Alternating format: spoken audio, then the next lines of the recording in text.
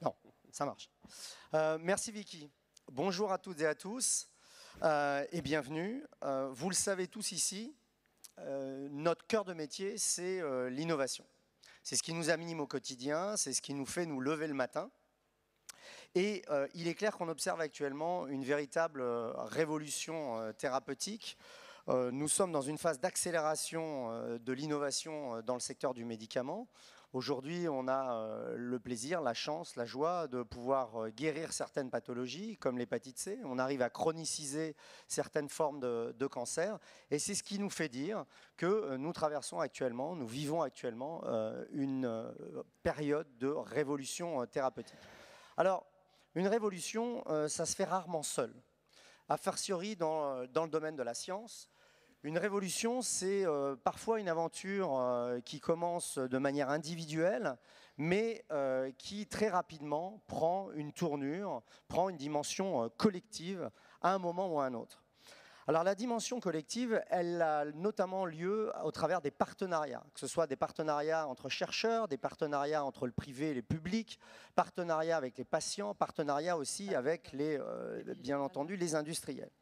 Ce travail de partenariat, ce travail de coopération, c'est notre quotidien, à nous professionnels de santé, professionnels du médicament. Et par exemple, si on peut l'illustrer par les essais cliniques, au moment où on se parle, on a quasiment 800 essais cliniques qui sont actuellement en cours sous forme de partenariat en France, ce qui permet à 15 000 patients d'avoir un accès très précoce à des molécules innovantes. C'est souvent de ces partenariats que naissent les plus grandes avancées dans la médecine. Et ce matin, nous avons décidé en fait de mettre un coup de projecteur sur 4 exemples de réussite de partenariats particulièrement inspirants. Alors, ces 4 exemples, ils viennent tous du monde de la recherche, public ou privé. Ils ont tous mené des aventures collectives remarquables. Ils travaillent tous 4 dans des domaines très différents, vous le verrez. Et puis, ils ont un point commun important, c'est qu'aujourd'hui, ils écrivent déjà demain. Alors, d'ores et déjà, je vous demande d'accueillir très chaleureusement nos 4 défricheurs. Et sans plus attendre, je voudrais vous présenter Marina Cavazzana. Alors, Marina, elle est pédiatre, hématologiste, coordinatrice du centre d'investigation clinique en biothérapie à l'hôpital Necker et à l'Institut Imagine. C'est avant tout une pionnière qui a osé et réussi dès le début des années 2000 à sauver des bébés atteints de maladies rares, les fameux bébés bulles, en utilisant la thérapie génique. Aujourd'hui, elle mène un autre combat contre une autre maladie rare, génétique, la drépanocytose, et elle va nous en dire davantage. Marina, c'est à vous. Merci.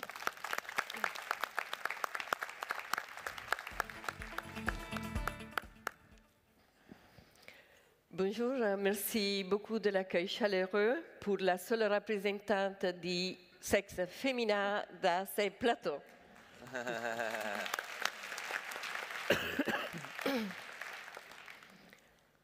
Alors, voilà. Non, attendez. Voilà les choses en commun de toutes ces maladies chroniques que nous devons affronter dans les années qui viennent, qui sont l'insertion sociale et socio-économique, l'image corporelle altérée, l'observance des traitements qui diminuent au fur et à mesure que les enfants grandissent, l'information entre secteur pédiatrique et secteur adulte qui ne se fait pas, la rencontre des pairs, l'autonomie et bien sûr la sexualité, la transmission et l'hérédité. Pardon. Donc, la thérapie génique est pour moi au cœur de cette innovation et comme cet économiste avait déjà parlé des cycles de l'économie de l'histoire que vous connaissez sans doute mieux que moi, on est aujourd'hui, je ne sais pas si j'ai un pointeur ici, on est aujourd'hui au croisé des schémas. Il faut que la société s'implique davantage pour porter au lit des malades les nanotechnologies et les biotechnologies en santé. Qu'est-ce que c'est? C'est un aspect de la médecine personnalisée. Nous avons construit pas par pas à l'hôpital Necker un département de biothérapie qui est un maillage unique en thérapeutique innovante, un réseau intégré des cliniciens, chercheurs et avec de nombreux protocoles de thérapie génique à notre active, y compris de l'innovation au niveau des vecteurs. Donc voilà la progression des études cliniques faites dans mon département. Comme ça a été rappelé au début de cette table ronde, on a commencé en 2000 avec une maladie rare qui représentait pour nous un modèle biologique important pour savoir si la thérapie génique, oui ou non, pouvait rentrer dans notre arsenal thérapeutique. Et bien, la réponse est oui, sous cette diapositive. Et on a aujourd'hui à notre active à l'hôpital Necker une dizaine d'essais de thérapie génique. Alors, qu'est-ce que c'est la thérapie génique pour les moins experts d'entre vous? Donc, la thérapie génique utilise comme moyen de transport des virus qui sont partout dans l'air et qu'on modifie de façon d'enlever à ces virus la capacité d'amener la maladie et on introduit les gènes médicaments. Notamment aujourd'hui, pour les maladies chroniques acquises héréditaires dont je m'occupe, on a parlé de la drépanocytose, mais également, j'en sais que j'espère va commencer sur le sida, pour rendre résistantes les cellules à l'infection. Nous utilisons effectivement les virus du sida pour faire entrer les informations génétiques que nous souhaitons à l'intérieur des cellules, parce que les virus sont les seuls éléments qui peuvent passer la membrane nucléaire. Donc l'idée est simple, on a une mutation génétique dans un des chromosomes qui caractérise notre génome et on n'est encore pas tout à fait capable, mais le jour viendra, de corriger la mutation là où elle se trouve, mais on est capable d'ajouter une copie saine d'un gène muté quelque part dans les noyaux nucléaires. Donc voilà un peu comment ça se passe. Vous voyez la mutation est en vert. Les transgénétiques, c'est cette particule virale qui rentre dans la cellule et dépose une fois pour toutes la correction génétique. On a démontré que la thérapie génique est utile pour les déficits immunitaires héréditaires, pour les maladies héréditaires du globule rouge, pour les maladies du cerveau et pour les maladies de la rétine. Et on compte bien passer aux maladies infectieuses. On a deux façons de faire, ou bien on injecte notre vecteur thérapeutique in vivo directement, comme dans le cas montré dans sous cette image, ou bien on retire les cellules qu'on veut corriger au laboratoire, on les corrige dans une ambiance protégée comme un bloc opératoire et on les réintroduit par voie intraveineuse une fois corrigées chez les malades dans une sorte de greffe des cellules génétiquement modifiées. Donc les avantages de la thérapie génique sont jusqu'à aujourd'hui prouvé, l'absence de mortalité liée à cette approche thérapeutique, l'absence de complications immunologiques parce qu'on se sert des cellules propres du sujet malade, l'absence de complications infectieuses parce qu'on ne fera pas d'immunosuppression. Les résultats cliniques sont comparables pour nous à la greffe à partir d'un donneur compatible et on envisage des études médico-économiques pour les plus politiques d'entre vous pour diminuer les coûts pour notre régime de santé. Donc cette diapositive, ne la regardez pas trop, elle est un peu compliquée, mais juste pour vous dire que pour un malade avec une pathologie chronique du globule rouge comme la thalassémie, si on les guérit par thérapie génique, en 3 ans, on a remboursé les systèmes sanitaires nationaux des coûts que coûteraient ces malades si on les traitait toute la vie jusqu'à 70 ans pour sa maladie de fond. Alors, l'autre avancée, l'autre façon de faire cette révolution, c'est qu'on a besoin de partenariats publics-privés d'un nouveau type. Il faut inventer la médecine de demain. On n'y arrivera pas tout seul, ni vous de votre côté, ni nous d'un autre. Et c'est pour ça qu'on essaye de modéliser ces nouveaux partenariats à l'Institut Imagine où je travaille, en lien avec l'hôpital d'un côté et l'INSERM de l'autre, avec un nombre important de partenaires industriels, mais qui vient malheureusement essentiellement des États-Unis, car la France est absente pratiquement dans ces partenariats avec une ou deux exceptions. Donc les filières des patients pour la thérapie génique est immense. Je vous ai mis là juste quelques idées. La drépanocytose pour l'hyperdéfense, c'est des milliers de patients. Et chaque année naissent 300 bébés avec cette maladie dans notre région. HIV, les malades atteints d'HIV, ça vous connaissez. Les maladies de la peau, les maladies de la rétine, les maladies métaboliques, les maladies neurodégénératives et bien sûr les maladies osseuses. Voilà, c'est tout ce que je voulais vous dire. Merci beaucoup de votre attention.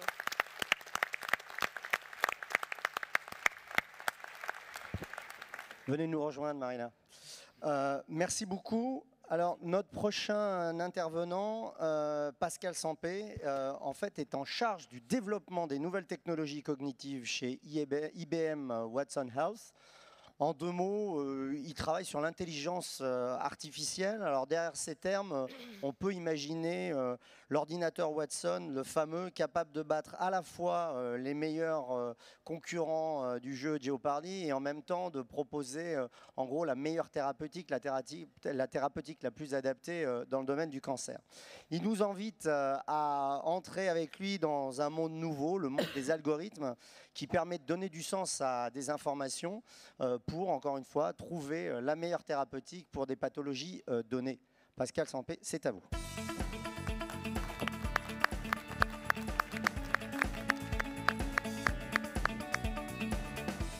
Bonjour à tous, merci de cette introduction, merci de cette invitation. Et en effet, je voudrais vous parler d'une richesse auquel nous contribuons tous et auquel nous avons tous accès, qui est la donnée.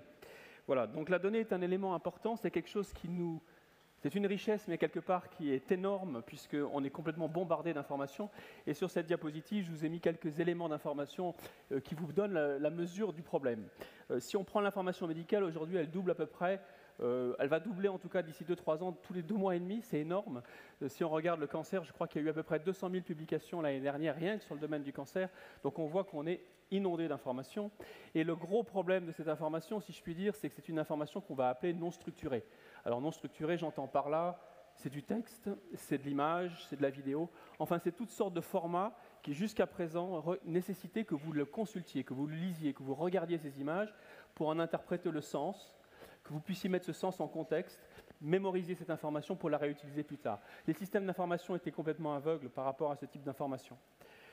Énormément aussi d'effets indésirables qui pourraient être prévenus. Ça passe par un meilleur contrôle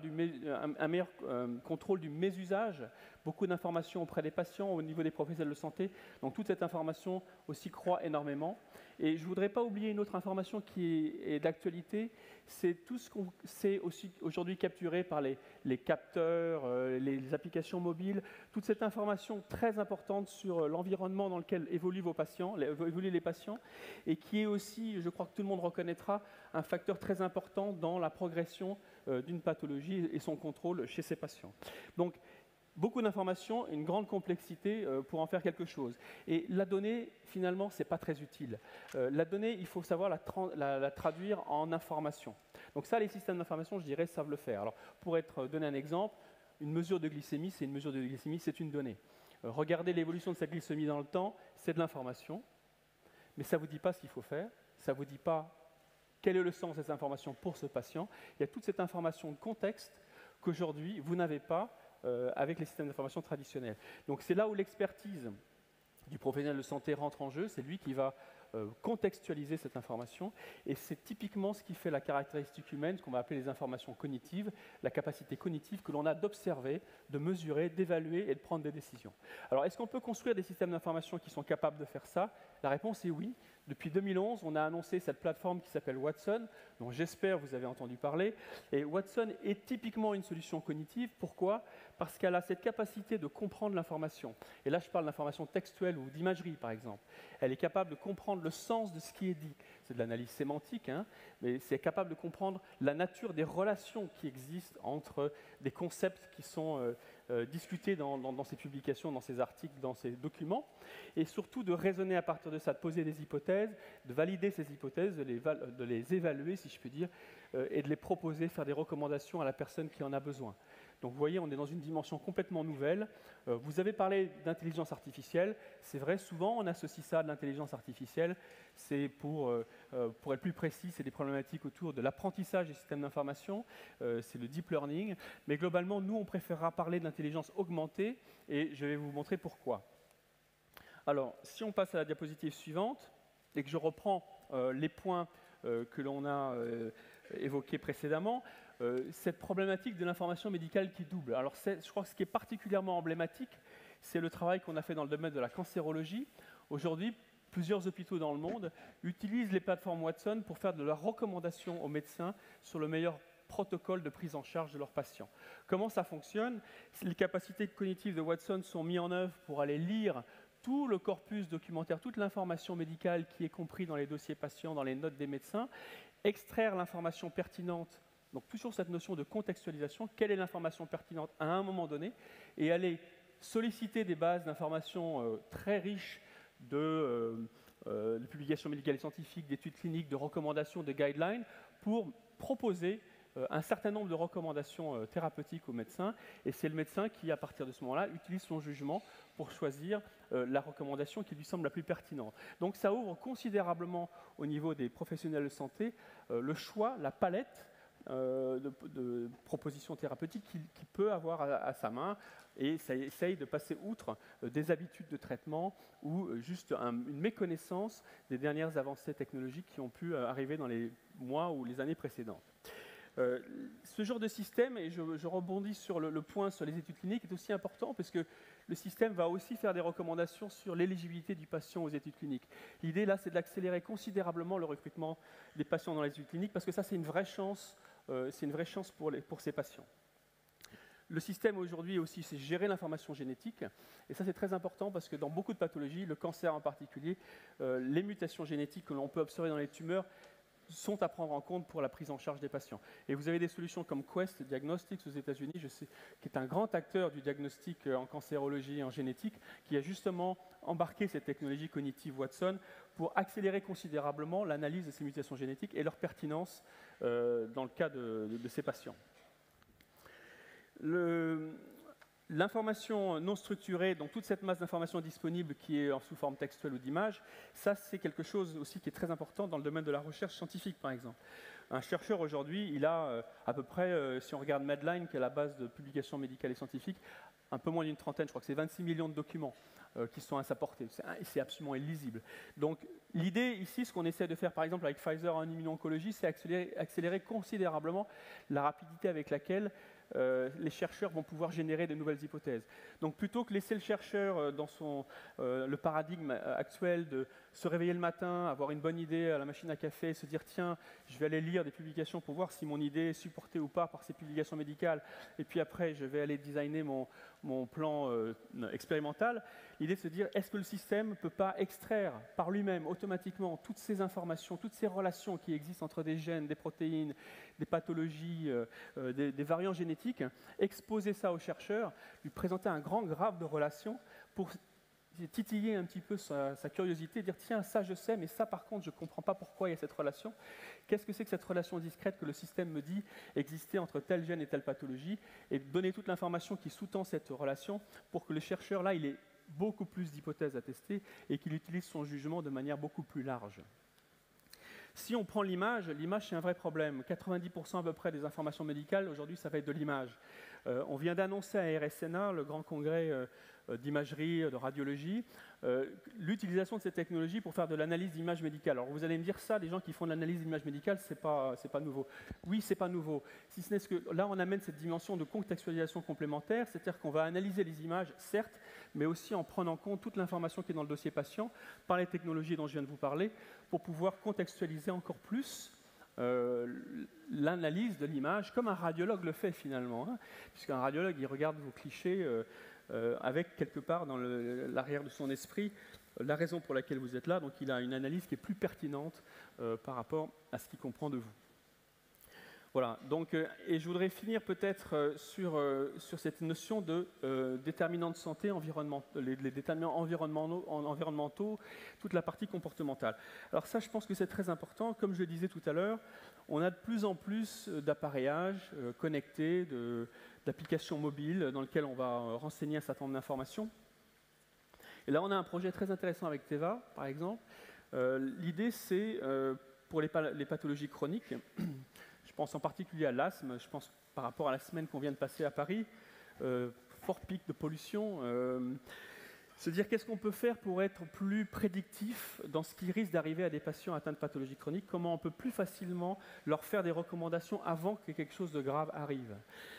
Alors vous avez peut-être vu des choses bizarres arriver chez IBM, on a acheté par exemple The Weather Company.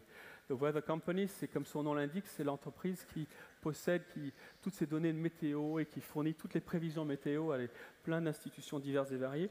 Donc pourquoi on a acheté ça? Parce que les données climatiques sont des données qui sont très importantes dans beaucoup de domaines et en particulier en santé. Donc ce qu'on va faire là, c'est qu'on va suivre des patients qui sont avec des inhalateurs connectés pour leur asthme, mesurer comment ils sont équilibrés dans la journée, dans le temps, corréler ça avec des informations de type météorologique et être capable de prédire un risque pour un patient d'avoir une complication dans le contrôle de son asthme. Et plutôt que de le voir arriver aux urgences en état de crise, avec un stress en plus qu'on aimerait bien éviter, plutôt de lui faire la recommandation sur la manière dont il doit adapter ses doses, etc. Donc la recommandation qui ira soit au patient, soit qui ira au médecin pour ce genre de choses.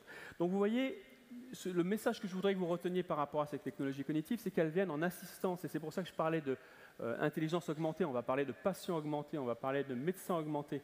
L'idée, c'est d'amener de la valeur, c'est d'amener de l'analyse, d'amener la contextualisation de toute cette information qui est disponible, parce qu'encore une fois, toute l'information que vous produisez, qu'on produit tous, elle n'a pas de valeur si vous n'êtes pas capable de la mettre dans le contexte.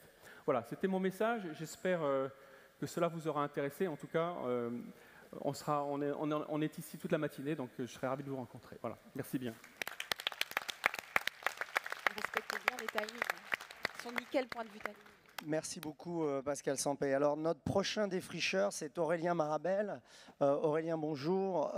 Aurélien a 40 ans, il est médecin normalien. Il a rejoint Gustave Roussy en octobre 2014 pour y relever un défi de taille, développer la pratique de l'immunothérapie au sein du plus grand centre de cancérologie en Europe. Alliant recherche translationnelle et clinique, il coordonne en fait le versant clinique du programme d'immunothérapie de Gustave Roussy. Et l'objectif est de mettre en œuvre ces nouvelles stratégies thérapeutiques dans la pratique clinique et d'assurer aussi une fonction de support auprès des différents départements de l'institution. Aurélien, c'est à vous.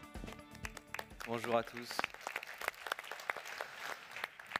Donc en effet, je vais vous parler d'une révolution thérapeutique qui est en cours en cancérologie qui concerne l'immunothérapie. L'immunothérapie, qu'est-ce que c'est? Ça veut dire simplement utiliser le système immunitaire, en d'autres termes, nos globules blancs, pour traiter une maladie, en l'occurrence le cancer, qui est, comme vous le savez, la première cause de mortalité dans un pays comme le nôtre en France. Donc cette immunothérapie est en train de révolutionner complètement le milieu de la cancérologie. Ça s'est fait très rapidement dans les 3 dernières années. Ce qu'il faut réaliser, c'est que depuis 30 ans, nos efforts en recherche étaient vraiment sur le design de molécules et de médicaments dont l'objectif était de détruire la cellule cancéreuse. On voulait être plus efficace, plus spécifique que la chimiothérapie, moins toxique pour les patients. Et ce paradigme de focus sur la cellule tumorale, il a donné des résultats très intéressants initialement, et puis s'est avéré décevant, et on va le regarder tout de suite avec un exemple avec un cancer qui s'appelle le mélanome métastatique, qui est un cancer qui touche donc la peau et qui avait un pronostic il y a encore 5 ans effroyable avec la plupart des patients qui étaient décédés dans les 12 mois après le diagnostic. Ces thérapeutiques qui ciblent la cellule tumorale avaient donné des résultats très spectaculaires pour une proportion de ces malades, avec, comme vous pouvez le voir, un patient ici qui répond de façon spectaculaire au traitement sur un oncogène, donc une mutation pour laquelle on avait un médicament qui ciblait spécifiquement la mutation. Réponse spectaculaire, mais réponse transitoire, avec un patient qui va finalement rechuter.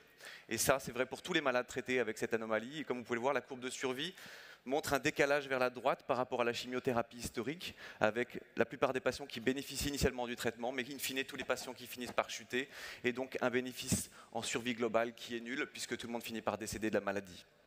L'immunothérapie, elle, apporte une innovation qui permet d'avoir des réponses tumorales, d'avoir une diminution de la taille des lésions tumorales, des métastases, mais surtout un bénéfice en survie globale, comme vous pouvez le voir sur la courbe ici de survie. Vous voyez que cette courbe de survie change en fait en termes de progrès, où on a un décalage vers le haut, un plateau qui se crée avec un espoir de survie à 1 an, 2 ans, 3 ans, 4 ans, peut-être plus, peut-être même un espoir de guérison pour certains malades. Cette stratégie thérapeutique d'immunothérapie, elle est révolutionnaire parce que c'est un changement de paradigme, c'est une innovation de rupture. Pour la première fois, on fait des médicaments qui ne ciblent pas la cellule tumorale, mais qui ciblent le système immunitaire. C'est une révolution puisque ça revient à dire que le problème du cancer, ce n'est pas la cellule cancéreuse, mais c'est la tolérance de cette cellule anormale par le système immunitaire. Et on vient avec des médicaments qui viennent adresser ce problème de la tolérance immunologique pour la casser et permettre à notre système immunitaire de réagir contre la maladie. C'est aussi une révolution puisque ça revient à dire que finalement on fait des médicaments qui vont aider les patients à soigner leur cancer avec leur propre système immunitaire. Donc ce paradigme, il est complètement révolutionnaire, mais ce qui est encore plus spectaculaire, c'est l'efficacité qui a été décrite au cours des 3 dernières années. Il y a plus de 25 cancers aujourd'hui qui ont été identifiés comme pouvant répondre à une monothérapie avec un anticorps qui est ciblé contre le système immunitaire chez des patients qui sont en échec de tout traitement. Ces 25 cancers, c'est une démonstration formelle que ça a du sens de cibler le système immunitaire pour traiter le cancer. Alors bien entendu, tous les patients ne répondent pas à ces médicaments. On a, en fonction des histologies tumorales, en fonction des types de cancers, une sensibilité différente à ces immunothérapies par monothérapie. Des patients qui vont répondre peut-être à 50% des cas, parfois un patient sur 3, parfois un patient sur 5. La particularité commune que l'on voit à travers ces différents cancers, c'est que quand un patient répond, quand sa maladie diminue sous le traitement, cette réponse elle est durable dans le temps. Et cette durabilité dans le temps, elle se traduit aujourd'hui par des gains en survie globale dans de multiples essais cliniques de randomisés de phase 3. Et on a aujourd'hui 5 essais qui ont été publiés, reportés comme étant positifs en phase 3, avec donc un grand nombre de malades qui montrent que ces médicaments font mieux que nos traitements historiques de type chimiothérapie ou traitement de 2e ligne après échec de chimiothérapie. Donc ces bénéfices, aujourd'hui, ils apportent aussi un enjeu en termes de développement des médicaments, puisqu'ils nous forcent un petit peu à reconsidérer notre modèle de développement. Historiquement, on disait, pour développer un médicament, c'est 10 ans de recherche et développement, c'est entre 1 et 2 milliards d'investissements, et c'était un processus qui était très long et très laborieux, très coûteux. Ces médicaments d'immunothérapie ont un peu cassé ce dogme, puisque un de ces médicaments d'immunothérapie a permis d'avoir un enregistrement sur des données de clinique de phase 1. Un essai clinique de phase 1, vous savez, c'est le premier essai qu'on fait chez l'homme. On va chercher historiquement plutôt la dose. Très rapidement, avec ces médicaments, on s'est rendu compte qu'il n'y avait pas de relation entre la dose, l'efficacité et la toxicité des médicaments. Et donc, on a pu voir aussi l'efficacité au-delà des premiers cancers qui avaient été testés. Et donc, il y a eu une logique de recruter beaucoup plus de malades dans cet essai de phase 1. Et au lieu d'avoir un essai clinique de phase 1 avec 30 malades, la compagnie a amendé le protocole et a permis d'inclure 1000 malades et a après enregistré aux États-Unis sur des données de phase 1 leurs médicaments en l'espace de 2 ans et demi. Ce qui a extraordinairement accéléré le développement et l'enregistrement d'un médicament en cancérologie. L'autre enjeu qu'on a aujourd'hui, c'est que, comme vous l'avez vu, un même médicament a une activité sur 25 cancers différents. Or, quand on a une AMM aujourd'hui dans un médicament, on n'a plus la possibilité de prescrire ce médicament dans d'autres indications, comme on pouvait le faire avant, quand on avait l'ATU qui permettait de prescrire avant l'AMM.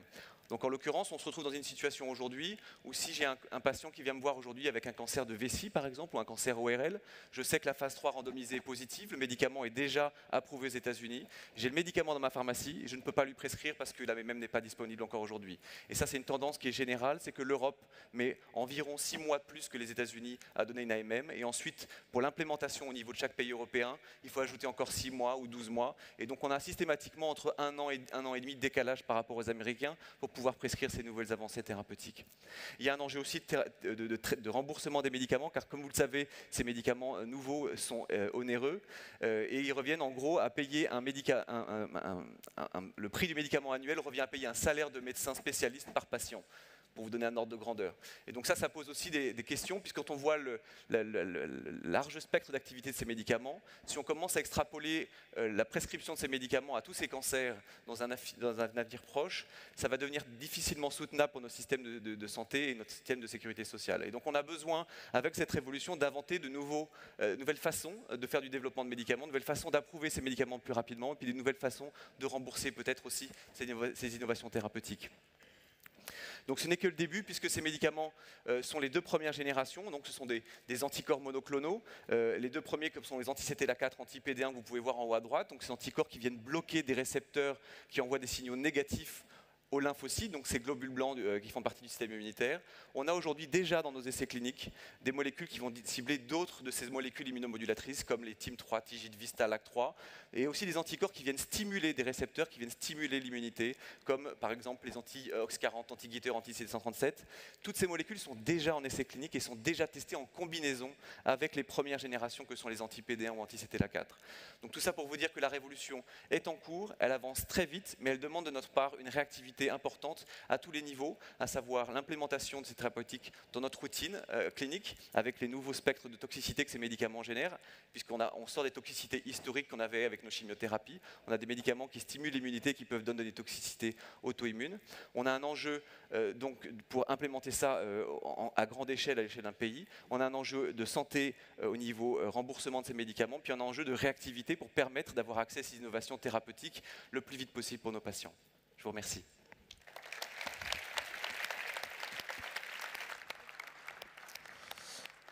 Merci beaucoup Aurélien. Alors accueillons maintenant Stéphane Palfi, notre dernier défricheur et neurochirurgien, neurobiologiste, spécialiste mondialement connu des maladies neurodégénératives, ne rougissez pas. Il travaille jour après jour aux côtés des chercheurs d'Oxford, de Cambridge ou de Chicago, où il a d'ailleurs fait son postdoc.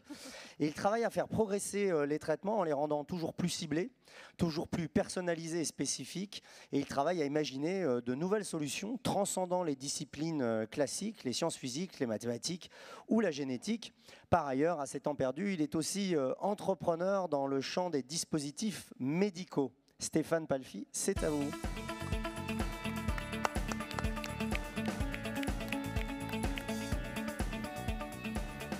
Bonjour, je suis ravi d'être avec vous aujourd'hui et j'avais envie de vous raconter une histoire, l'histoire de l'innovation française dans le domaine de la neuroscience et en particulier dans le domaine de la maladie Parkinson. Et je commencerai au XIXe siècle, date à laquelle Jean-Martin Charcot, un éminent neurologue, un des fondateurs de la neurologie française et mondiale, a observé chez des patients qui souffraient de la maladie Parkinson qu'ils avaient une amélioration du comportement moteur après un long trajet en diligence. Il a donc conçu une chaise, le fauteuil trépidant, pour traiter les patients atteints de la maladie Parkinson, et il avait noté sur le tremblement. Son élève, Gilles de la Tourette, très connu pour l'éthique, a suivi cette innovation et l'a rendu plus mobile, avec un casque vibratoire pour traiter les patients atteints de la maladie Parkinson. La maladie Parkinson n'a pas su résister à la galvanothérapie quelques années après, où l'on a apporté l'électricité pour traiter les patients de la maladie Parkinson, comme vous le voyez sur cette image. Mais vous verrez que 80 ans après, finalement, c'est l'électricité qui va pouvoir traiter en partie les patients atteints de la maladie Parkinson. Le cerveau et les grandes découvertes ont pu être réalisées par de multiples connaissances sur la neuroanatomie, sur la physiologie, les différents territoires fonctionnels, les connexions, également sur la plasticité neuronale. Mais le plus de connaissances qui a été retrouvée, c'est celle des neuromédiateurs, de la dopamine. Dopamine indispensable pour le mouvement, la motivation, la décision, ou bien indispensable également pour le plaisir. La découverte de la dopamine est très récente finalement, des années 50. La découverte du traitement dopaminergique dans les années 60-70. Ça a révolutionné le traitement de la maladie de Parkinson, avec chez les patients, dans une forme orale, 3 à 5 ans après la découverte, une efficacité extrêmement importante sur le tremblement, la rigidité et la lenteur des mouvements. Le problème, c'est qu'après 5 ans, la majorité des patients ont des troubles moteurs, malgré le traitement associé à la dopamine, avec soit des périodes comme des périodes sans traitement, des périodes de blocage, malgré le traitement, ou bien des périodes d'agitation. On parle de dyskinésie. L'alternance entre ces deux phases est extrêmement pénible à vivre au quotidien. C'est pourquoi une équipe encore française a découvert et développé une méthode de stimulation cérébrale profonde pour amener de l'électricité, cette fois-ci, au niveau d'une région très précise du cerveau, pour restaurer la fonction normale des boucles motrices dans la maladie Parkinson et restaurer le mouvement, le tremblement chez ces patients. C'est un effet spectaculaire, mais il ne concerne que 10% des patients. Les 90 autres pourcents ne peuvent pas accéder à cette thérapie pour plein de raisons médicales. C'est pourquoi il y a d'autres thérapies à développer, et en particulier continuer sur la dopamine. Et nous avons eu l'idée de cibler la sécrétion de dopamine à l'endroit exactement où se situe la déplétion dopaminergique dans la maladie Parkinson, c'est-à-dire dans le striatum. Nous avons déjà inclus et injecté 15 patients souffrant d'une maladie de Parkinson, et vous voyez que la sécrétion de la dopamine se situe exactement à l'endroit où a été injecté le vecteur viral. Alors comment ça fonctionne? Eh bien, il faut cibler une région très précise du cerveau, le striatum, construire un vecteur viral. Nous avons choisi le lentivirus, qui est un gros vecteur virus ARN, muni de 3 gènes, 3 enzymes responsables de la biosynthèse de la dopamine. Ces gènes sont ensuite injectés par l'intermédiaire du vecteur viral dans le striatum en une seule séance de chirurgie. Ensuite, ces vecteurs arrivent progressivement à la surface des neurones pour délivrer une capside qui va ensuite accompagner l'ARN en ADN par la reverse transcriptase et insérer l'ADN dans le génome du neurone. De cette façon, les enzymes pourront à leur tour sécréter de manière continue et locale, et donc plus physiologique, la dopamine au niveau du cerveau. Alors, comment on peut considérer la thérapie génique pour demain? Premièrement, et c'est déjà le cas aujourd'hui, adapter la dose en fonction de la sévérité de la maladie, bien entendu. Adapter la dose en fonction du type de maladie, également, du phénotype. On pourra également, et c'est en cours, adapter la dose en fonction des profils génétiques des patients, et en particulier de l'enzyme de dégradation de la dopamine. Ces patients pourront être classés en bons répondeurs, très bons ou excellents répondeurs, mais nous pourrons adapter la dose au profil génétique. Le futur, c'est non seulement donc un traitement ciblé, personnalisé, mais également modulable. Et nous avons des recherches actuellement extrêmement prometteuses, et c'est la pharmacologie qui nous aidera dans ce cas-là, pour moduler à la hausse la production de dopamine en fonction de la progression de la maladie, ou à la baisse en cas d'effet indésirable. Mais ce qu'il faut également avoir à l'esprit, c'est que la thérapie génique, ce n'est pas seulement l'apport d'une protéine d'intérêt thérapeutique au niveau du cerveau, c'est également la transformation des neurones pour qu'ils soient plus sensibles au traitement. Et c'est le cas de notre thérapie génique que l'on a développée à Henri Mondor, puisqu'on permet de faire sécréter la dopamine, mais également les enzymes que l'on donne le rendent plus réceptif au traitement dopaminergique. C'est-à-dire qu'on pourra donner le traitement dopaminergique à des doses moindres, étant plus efficace, avec moins d'effets indésirables. C'est le second aspect de la thérapie génique.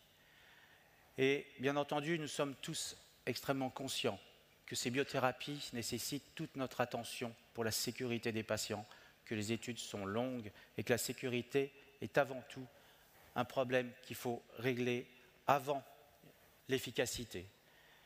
Mais je suis persuadé qu'un jour, nous pourrons réparer le cerveau si nous n'arrivons pas à le protéger pour restaurer la motricité, la cognition, les émotions et la personnalité de nos patients qui souffrent de maladies neurologiques graves. Je voudrais remercier tout d'abord Jean-Martin Charcot pour nous avoir inspirés et guidés dans l'innovation, et vous tous pour m'avoir écouté dans cette histoire. Merci. Il n'y a pas de caméra. Merci beaucoup Stéphane Palfi. Réparer le cerveau. Quel programme, quel programme. Vous l'avez vu, ces 4 exemples, ces 4 aventures interpellent. Et je voudrais tout d'abord vous demander des chaleureux applaudissements pour nos 4 défricheurs. Merci de nous avoir fait rêver et de nous avoir montré en fait que demain se prépare aujourd'hui, demain c'est déjà aujourd'hui. De nous avoir montré que, bien effectivement, rien ne peut se faire seul, que tout ça est le fruit d'interactions, de rôles qui se redéfinissent, d'interactions qui se multiplient. Et je retiendrai aussi de chacune de vos interventions que tout ceci requiert de notre part à toutes et à tous énormément d'adaptabilité, de flexibilité, de souplesse. Vous parliez de traitement modulable et je pense que c'est vraiment ce qu'il faut qu'on garde de ces échanges croisés. Merci encore.